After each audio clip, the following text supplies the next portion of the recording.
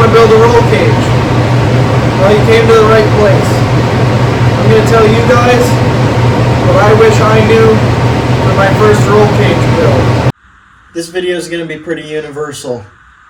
Whether you're a performance shop owner that wants to get into doing roll cages, or you're just someone who wants to build their own roll cage, this video will help you do just that. First off, I want to start by saying this is the first time I've done this.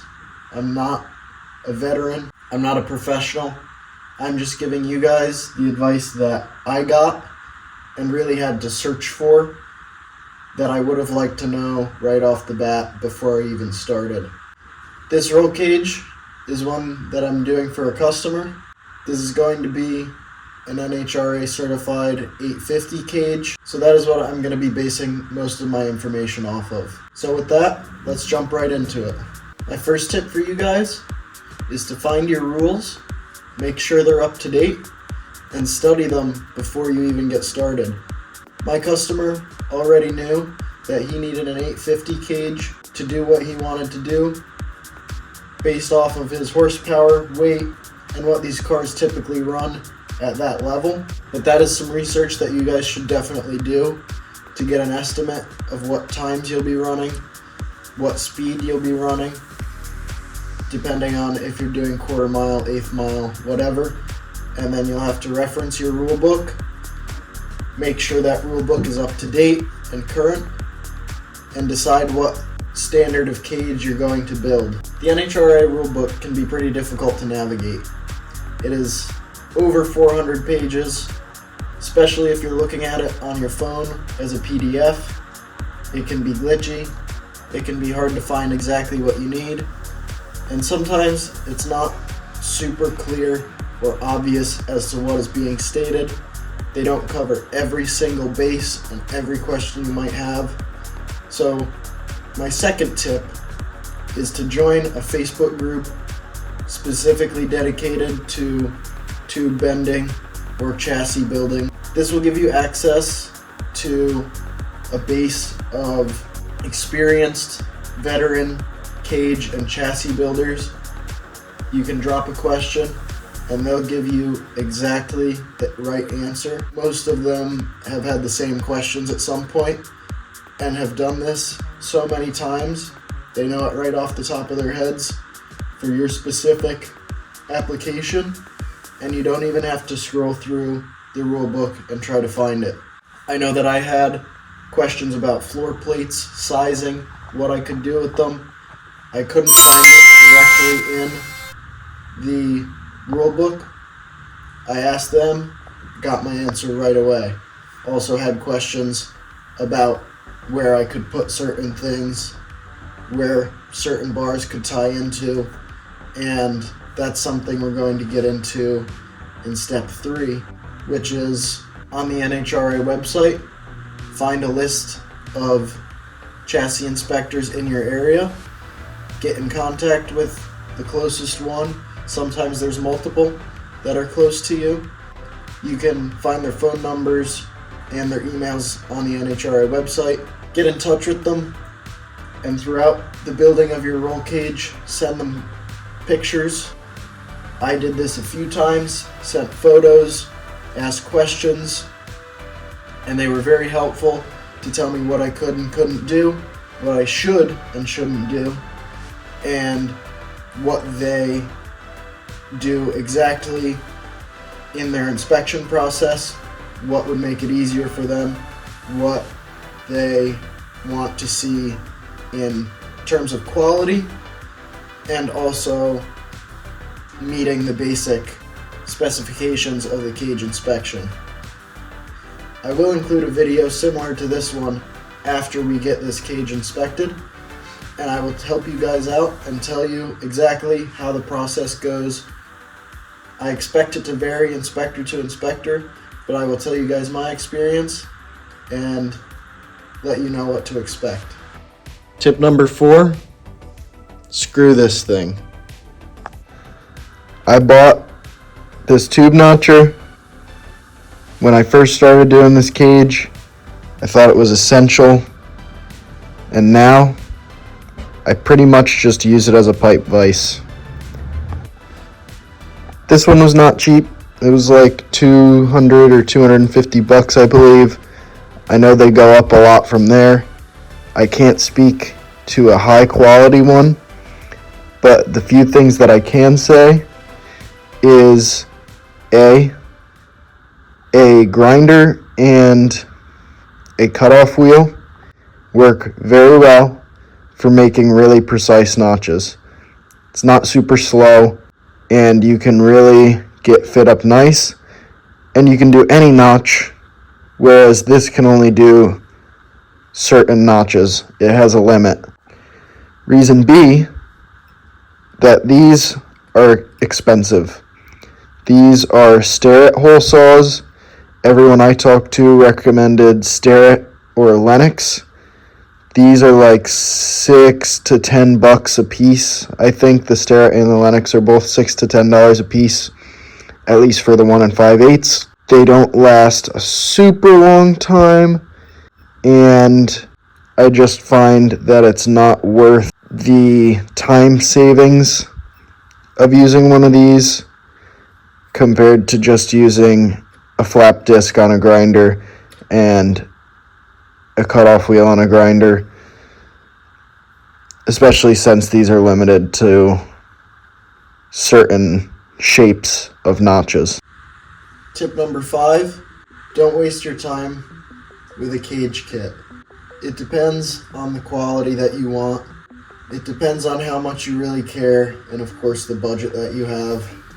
In my opinion, I would much rather spend more money for a nicer result. Of course, it depends on the amount of space you have, the skills that you're working with, and what you're really trying to achieve. But if you want something nice, if you're willing to work for it, and you're willing to spend the money for it, I highly recommend getting a tube bender instead of a cage kit. There are tube benders out there.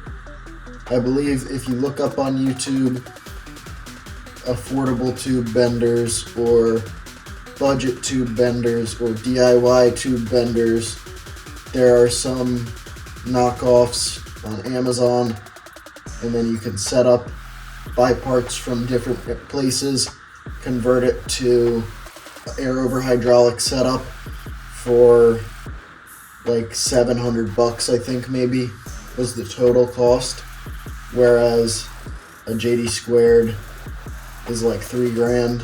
Don't quote me on that. I'm just going off the top of my head what I remember looking at them. There's always a way to do it if you're motivated enough to have a nice roll cage, and I really do recommend it. This cage kit, I'm not going to say who made it. They have a good reputation. I don't know if it was their fault or mine, but these A-pillar bars did not come with the cage. I had to figure out what angle and whatever and have a buddy bend them for me. The main hoop, I changed a lot. I had to spread it out quite a lot. The rear bars that go back, not sure if you guys can see them, but this one and the one on the other side, we ended up wanting a different style, not ones that went to the trunk floor, but ones like these that went to the strut towers. So that was a change. Main hoop to trans tunnel bars, drive shaft tunnel in this case. Those bars weren't right.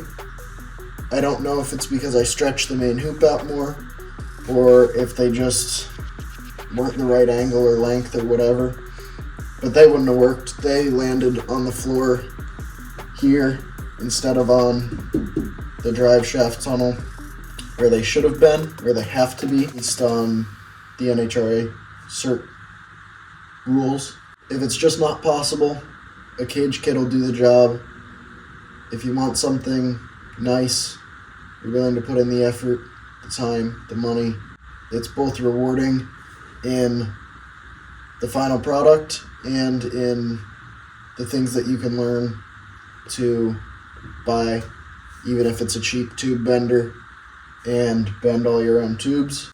I know that for my next cage project, which is coming up soon, I will be buying a tube bender and teaching myself how to become good with it. Stay tuned for that one. If you guys have made it to this point, I want to thank you. You're well on your way to making a really nice roll cage, so I'm glad you're here for your sake. I also appreciate you watching the video. If you like it, please like, subscribe, comment, leave any questions you have. I'll definitely get back to you, whether they be about this cage or about your cage. Let me know and I'll do my best to help. Alright guys, for this last tip, I'm going to show you the most essential hand tools. Some are power tools to do a cage. These are the simple things. Say you get a kit. What basic tools am I going to need? First off, Harbor Freight die grinder like this. Use it for a million things. Clean the paint and seam sealer off the floor for floor plates. You can use it to shape notches a little bit. It's just infinitely helpful. Also a straight one that you can put a drum sander on to clean the insides of your tubing. Second is this pipe polisher. This is Vivor. I think this one with like a ton of belts of different grits was like 80 or $100 off of Amazon. I love it. It's what I use to clean the ends of all my tubes. 400 grit paper, nice and shiny. No grinding marks that are going to show through your paint. Makes a quick work of it. I use that along with this as a pipe vise. Don't get the notcher. Maybe some kind of pipe vise would be a good idea as well. For forming your floor plates, here's a couple of different methods for that. I have this finger brake / box and pan brake. That's incredibly helpful for doing this. If you don't want to spend the money on that, a big hammer and maybe some heat will probably get you by for simple stuff. You want to do your best not to mar up the surfaces too bad. If you want something that looks nice, at least don't mar them up so much that you can't grind them flat again. You might not even need the heat, it just helps to make it a little bit easier. Next, bandsaw is like $400 from Home Depot. I've used this for a ton of stuff, not just for this. This is awesome to have, super straight, super clean cuts. If you don't want to spend that much, that brings us over to the cutoff wheel and the flap disc. You can always cut your tubing with a cutoff wheel. Just be careful to keep your cuts square and straight. This also goes for tube notching. You don't need to have two grinders. I do because it's quicker. Even if you have one, you can swap between cutoff wheel and flap disc as needed. Of course, you need a welder, whether it be a TIG or a MIG. Chromoly cages like this one must be TIG welded per NHRA rules and regulations. Mild steel can be TIG or MIG welded. Last but not least, I recommend having some ratchet straps to pull tubing into place. I used ratchet straps to pull these legs of the main hoop outward so that they were the right distance apart and centered in the car. I used them to pull the main hoop back because it had a slight twist in it. So I got this side tacked and then pulled that corner back until that leg was square with the floor.